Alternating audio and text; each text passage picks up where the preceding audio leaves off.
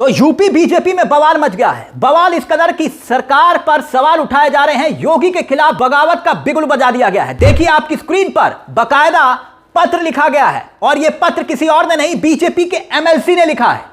और दूसरी तरफ एक और बड़ी खबर आती है, खबर यह कि पीएम मोदी की मां पर अभद्र टिप्पणी करने वाले को बीजेपी ने महामंत्री बना दिया। आखिरकार उत्तर प्रदेश में इस वक्त चल क्या रहा है? योगी के राज पर अपने ही एमएलसी सवाल उठा रहे हैं, खुली बगावत का बिगुल बजा रहे हैं। आखिरकार चल क्या रहा है? और बड़ी खबर यह कि जो शख्स बिगुल बजा रहा है उसकी तस्वीरें केशव प्रसाद मौर्य के साथ वायरल हो रही हैं। यानी वही एमएलसी केशव प्रसाद मौर्य के साथ तस्वीर खिंचवा रहे थे कुछ रोज पहले। आखिरकार पर्दे के पीछे क्या चल रहा है? सबसे पहले ये हेडलाइंस देखिए आपकी स्क्रीन पर। पुलिस अब गुंडागर्दी की जगह ले रही है, अपनी ही सरकार के खिलाफ उतरे बीजेपी एमएलसी। हाईकोर्ट को लिखा पत्र, यानी हाईकोर्ट को पत्र लिखा, योगी सरकार को नहीं, संगठन को नहीं।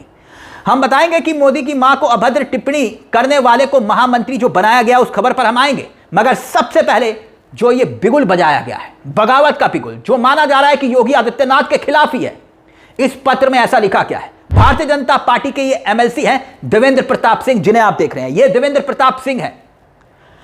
सुल्तानपुर पुलिस और अपने ही बीजेपी के विधायक पर सत्ता के दुरुपयोग का आरोप लगा रहे हैं। इस पत्र में इलाहाबाद हाई कोर्ट का वो दरवाजा खटखटा रहे हैं और पत्र में जो लिख रहे हैं ना, अब वो सवाल उठा रहा है योगी आदित्यनाथ की सरकार पर, खुद योगी आदित्यनाथ पर। क्योंकि इनका एक और ट्वीट जिस पर मैं आऊंगा, अभी इन्होंने लिखा था खुद सीधा योगी आदित्यनाथ को, उस पर हम आएंगे। लेकिन यह मामला है क्या और कैसे यह डिप्टी सीएम केशव प्रसाद मौर्य के एंगल से जुड़ रहा है, वो भी मैं आपको बताता हूं।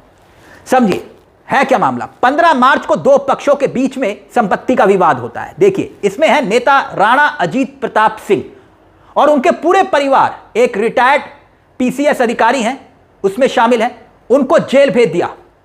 और अब एमएलसी जो केशव प्रसाद मौर्य के करीबी हैं, देवेंद्र प्रताप सिंह, जिन्होंने यह पत्र लिखा है सीधा हाईकोर्ट को, वो ये दावा कर रहे हैं कि सत्तारूढ़ दल के एक विधायक, यानी कि बीजेपी के ही एक विधायक की साजिश की, उन्होंने साजिश की और 9 दिन के भीतर 12 लोगों पर 25-25 हजार रुपए का इनाम घोषित करवा दिया। यानी विधायक ने सत्ता का दुरुपयोग किया। और देवेंद्र प्रताप सिंह यही नहीं रुके, उन्होंने मुख्य सचिव गृह और एसपी पर तटस्थ ना रहने का आरोप लगा दिया। और कहां सीधा लेटर कहां लिखा, आप देख सकते हैं आपकी स्क्रीन पर, सीधा हाई कोर्ट को लेटर लिखा है। अब बात जब देवेंद्र प्रताप सिंह की आई, इस पत्र की आई, और उससे ठीक पहले उस मुलाकात पर भी आते हैं। 23 तारीख को देखिए केशव प्रसाद मौर्य यानी कि डिप्टी सीएम के साथ यही मुलाकात कर रहे थे, यही देवेंद्र प्रताप सिंह मुलाकात कर रहे थे। अब यह संजोग है या फिर कुछ और है, यह आप तय करिए। लेकिन 16 मार्च का ट्वीट अब देखिए आपकी स्क्रीन पर है, सीधा योगी आदित्यनाथ की सरकार को निशाने पर लेते हुए यहां पर इन्होंने एक स्टैंड लेने की हिम्मत दिखाई थी। गोरखपुर से आते हैं, तेजतर्रार बीजेपी के एमएलसी हैं देवेंद्र प्रताप सिंह। ब्राह्मणों के अपमान के खिलाफ डंके की चोट पर स्टैंड लिया था इन्होंने। क्या लिखा है इस ट्वीट में देखिए, इसमें लिखा है, माननीय मुख्यमंत्री योगी आदित्यनाथ जी, यूपीएसआई भर्ती परीक्षा के प्रश्न पत्र में की गई चाणक्य के वंशजों को आहत करने वाली टिप्पणी कतई स्वीकार नहीं है। ऐसे परीक्षा पत्र बनाने वाले लोगों को सदैव के लिए परीक्षा पत्र बनाने से प्रतिबंधित किए जाना चाहिए। आगे इन्होंने लिखा कि उनके खिलाफ सख्त से सख्त कार्रवाई की जानी चाहिए। और अब यह सीधा पत्र अपनी सरकार को नहीं, वो संगठन को लिख रहे हैं, जो हम आपको दिखा रहे हैं। यह संगठन को भी नहीं है, यह हाईकोर्ट को लिखा गया पत्र है। और कौन लिख रहा है? खुद योगी आदित्यनाथ जी के एमएलसी। अब खबर क्या है, खबर में क्या लिखा है, इस खबर को गौर से देखिएगा क्योंकि इस खबर में बहुत कुछ साफ हो जाएगा। इस खबर में आज तक की यह खबर है आपकी स्क्रीन पर।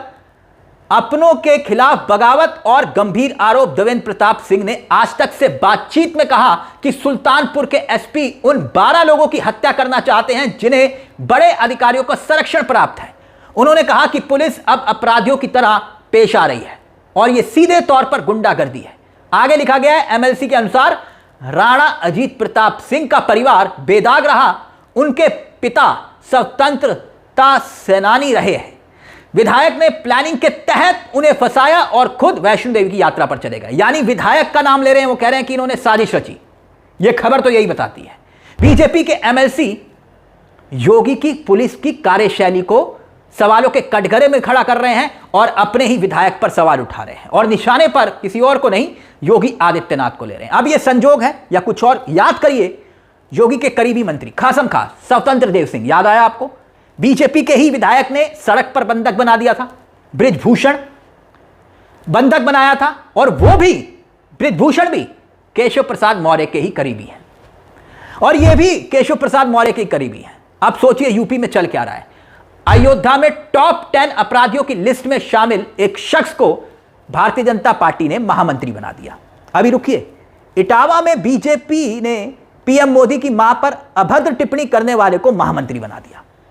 यानी यह समझिए कि जो भागीरथ के जमाने में शिव की जटाओं से गंगा निकल रही थी ना, जिसने पाप धोए थे, इतने पाप तो तब भी नहीं धुले थे जो बीजेपी की आई गंगा से धुल रहे हैं। और ये तमाम खबरें आपकी स्क्रीन पर है। और ये दैनिक भास्कर की खबर देखिए, इसमें क्या लिखा हुआ है? इसमें लिखा हुआ है कि अयोध्या में जिस शिवेंद्र सिंह को जिला महामंत्री के महत्वपूर्ण पद पर बिठाया गया है, वो ना सिर्फ हत्या के प्रयास का आरोपी है, बल्कि जिले के टॉप 10 अपराधियों में शामिल रहा है। उसके पास संगठन का भी कोई अनुभव नहीं है। सवाल कई खड़े हो रहे हैं दोस्तों। सवाल ये सिर्फ शैलेंद्र सिंह का नहीं है।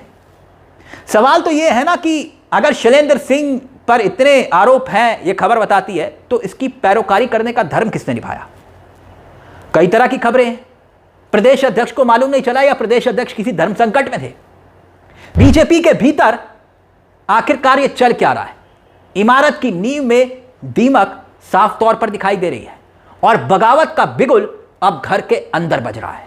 अब याद करिए, योगी आदित्यनाथ एक जाति विशेष की सरकार का आरोप लगता है और ब्राह्मण विधायक अलग से बैठक करते हैं। खूब बवाल मचता है, दिल्ली तक शोर मचता है।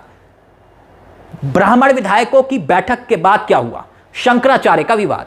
और शंकराचार्य के मामले में आपको मालूम है कितनी फजीयत हुई, और अब यह खबर आ रही है कि शंकराचार्य की गिरफ्तारी पर चार्जशीट दाखिल होने तक रोक लगा दी गई है। यह खबर आपकी स्क्रीन पर आप देख सकते हैं।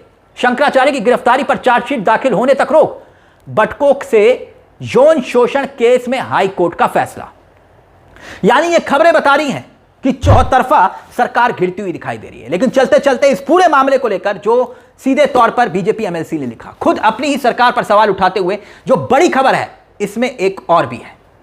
वो ये सीधे तौर पर इनाम घोषित करने पर उठाए बड़े सवाल। ये खबर लिखी हुई है आपके सामने, देखिए क्या खबर है ये। आगे क्या लिखा है? उत्तर प्रदेश के इतिहास में यह पहली बार किसी साधारण मारपीट की घटना में इतनी जल्दी भारी इनाम घोषित किए गए।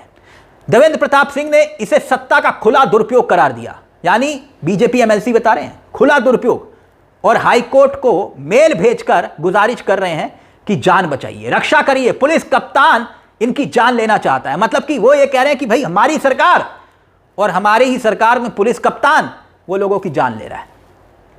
और आगे देखिए क्या लिखा है, बड़ी बात लिखी है। उन्होंने कहा कि जनप्रतिनिधि मुख्यमंत्री से मिलते तो हैं, लेकिन कार्रवाई क्या होती है ये भगवान ही जानता है। अब बताइए दोस्तों, यह स्थिति है। योगी के राज में खुद बीजेपी के एमएलसी बगावत का बिगुल बजा रहे हैं। अब यह स्क्रिप्ट कोई और लिख रहा है या फिर बगावत का बिगुल अब बज चुका है? आपको क्या लगता है? इस पूरे मामले को लेकर आपकी क्या राय है? अपनी राय हमें कमेंट बॉक्स में जरूर दीजिएगा। मुझे तिलक चावला को दीजिए इजाजत। एक छोटी सी दरख्वास्त, चैनल को सब्सक्राइब जरूर कर लीजिएगा। मंच आप ही का है जहां हम सिर्फ खबर नहीं दिखाते, बल्कि खबर के पीछे की खबर भी बताते हैं। नमस्कार, जय हिंद, जय भारत।